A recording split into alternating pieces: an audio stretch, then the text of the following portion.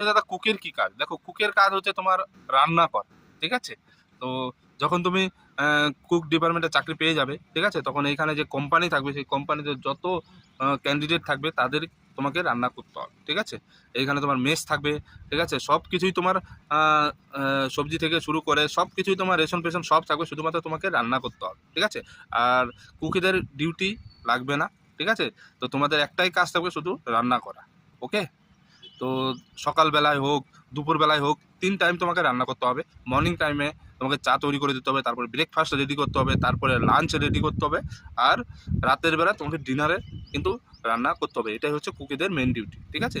এছাড়া এমার্জেন্সি যদি দরকার পড়ে তাহলেই কিন্তু তাদের ডিউটি থাকবে, কিন্তু তোমাদের কুক ডিপার্টমেন্টে যারা আছে তাদের ডিউটি লাগে না। এমার্জেন্সি বাদ দিয়ে কিন্তু তাদের ডিউটি লাগে না। এমার্জেন্সি হলে ওটা সবারই ডিউটি লাগবে, ঠিক আছে? তো আশা করি বোঝাতে পারলাম। যদি ভিডিও ভালো লাগে ভিডিওটি লাইক করে দেবে আর শেয়ার করে দেবে।